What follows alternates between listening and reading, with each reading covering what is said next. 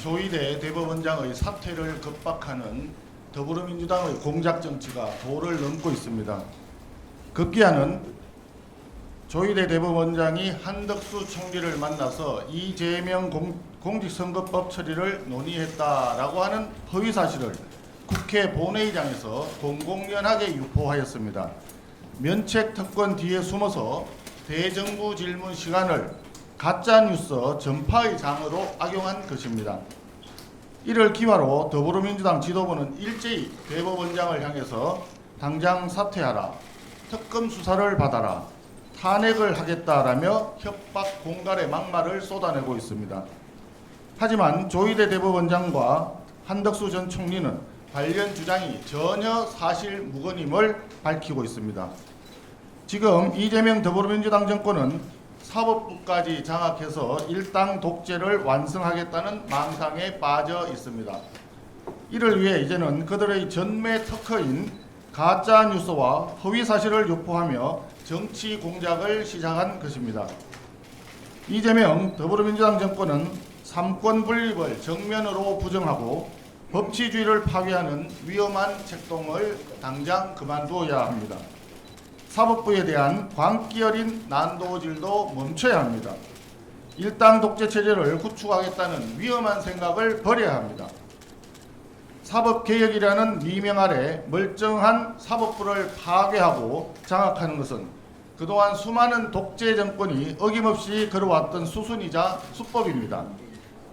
독일의 나치 정권이 그런 방식으로 히틀러 총통시대를 열었습니다. 베네수엘라의 차베스 정권이 대법관을 대폭 늘려서 자신들의 입맛에 맞는 사람들로 채워 독재 체제를 구축했습니다.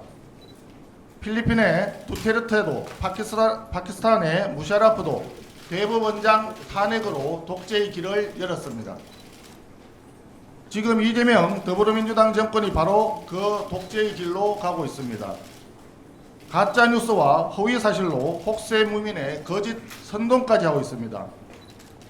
시급한 민생경제는 내팽개치고 온통 정치 보복과 보수 괴멸에만 몰두하고 있습니다. 국민의힘은 국민과 함께 국민의 힘으로 자유민주주의를 지켜낼 것입니다. 금융 관련 한 가지 말씀드리겠습니다. 이재명 정권이 이제 금융까지 정치 실험의 대상으로 삼고 있습니다. 이재명 대통령과 더불어민주당이 한 목소리로 고신용자는 금리를 더 내고 저신용자는 깎아주라고 합니다. 한마디로 약자를 위한 복지라고 포장을 하고 있지만 실제로는 성실한 국민을 징벌하고 금융질서의 근간을 뒤흔드는 위험한 포퓰리즘입니다. 고신용자에게 금리를 더 보태고 저신용자에게 금리를 낮춰주면 저신용자라고 하는 것은 신용이 그만큼 적기 때문에 이 대출이 결과적으로 부실화될 우려가 굉장히 큽니다. 그러면 그 부분만큼 금융기관의 비용 부담이 늘어나는 것이고 전체 금융기관의 비용 부담이 올라갔을 때 결과적으로는 고신용자와 저신용자를 합친 모든 사람들에 대한 평균적인 대출금리가 올라가게 됩니다. 그러다 보면 기업의 경쟁력을 깎아먹게 되고 대한민국 경제 자체가 몰락하는 길을 가게 될 수도 있습니다. 일부 저신용자들에 대한 복지를 위해서 금융 시스템 자체를 망가뜨리다 보면 교각사루에 정말 나쁜 결과를 가져올 수가 있다는 이야기입니다.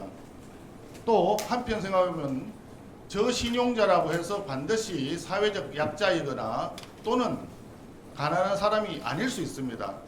보통 평범한 사람은 크지 않은 돈, 많지 않은 돈을 빌려서 성실하게 노력해서 상환을 하는데 상당히 큰 금액을 대출해가지고 기업을 운영하면서 사실상 금리를 부담하지 못하고 제대로 상환하지 않는 경우가 많이 생길 수 있습니다.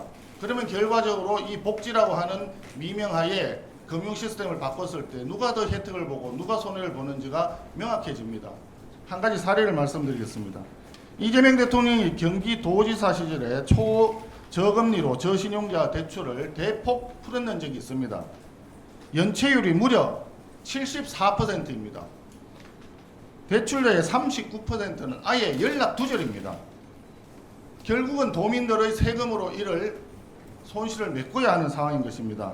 이렇게 처참하게 실패로 끝난 무모한 정책을 이제 전 국민을 대상으로 확대하겠다는 것입니다. 이재명 정권은 어설픈 경제 논리로 대한민국 국민과 대한민국 경제를 대상으로 한 생체 실험을 즉각 중단하기 바랍니다.